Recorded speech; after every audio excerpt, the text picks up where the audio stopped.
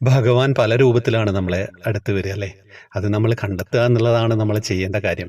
അതിന് മനസ്സ് കുറേ പാകാവാനുണ്ട്. നമ്മളെ പ്രവൃത്തി നന്നാവുക, മനസ്സ് ശുദ്ധമാവുക. ഈ അനുഭവം അങ്ങനെ ഒരു ഭഗവാനെ നേരിട്ട് കാണുക എന്നുള്ള ഒരു തോന്നലാണ് ഈ സഹോദരിക്ക് ഉണ്ടായിട്ടുള്ളത്. പറയട്ടെ.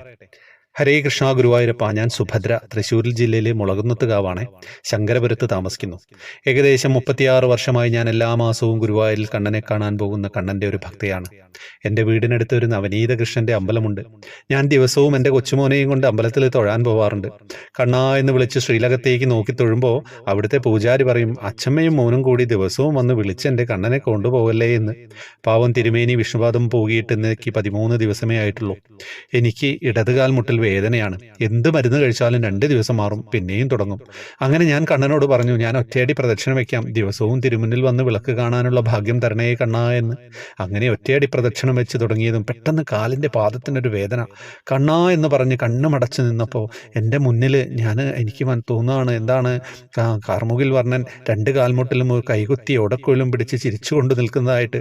കാല് വേദനിക്കുന്നുണ്ടല്ലേ, നടന്നോളൂ നടന്നോളൂ എന്ന് പറഞ്ഞു നിൽക്കുന്നു.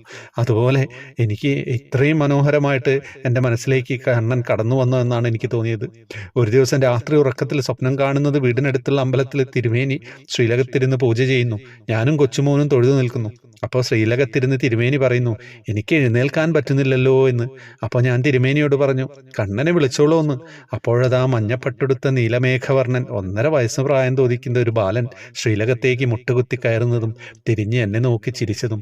അപ്പോൾ അകത്തിരുന്ന് തിരുമേനി പറയാ, സുഭദ്ര പറഞ്ഞത് ശരിയാ, എനിക്ക് സുഖമായി എന്ന്. അങ്ങനെ പറഞ്ഞ് ചിരിച്ച് എഴുന്നേൽക്ക് നിൽക്കുകയാണ്. ഹരേ കൃഷ്ണ. ഭാഗ്യാണ് സ്വപ്നത്തിൽ കണ്ണനെ കാണാൻ പറ്റുക എന്ന് പറയുന്നത്. ഈ അമ്മയ്ക്ക് ആ ഒരു ഭാഗ്യം ഉണ്ടായി. പലരും നമ്മുടെ സ്വപ്നമൊക്കെ എന്ന് വെച്ചാൽ കലങ്ങി മറിഞ്ഞ സ്വപ്നങ്ങളായിരിക്കും അല്ലേ? പലരുടെയും സ്വപ്നം ഭീകരമായിട്ടുള്ള സ്വപ്നങ്ങൾ. ഇതൊക്കെ എവിടുന്നാണ് ഇങ്ങനത്തെ സ്വപ്നങ്ങളൊക്കെ വരുന്നതെന്ന് ആലോചിച്ചിട്ടുണ്ടോ?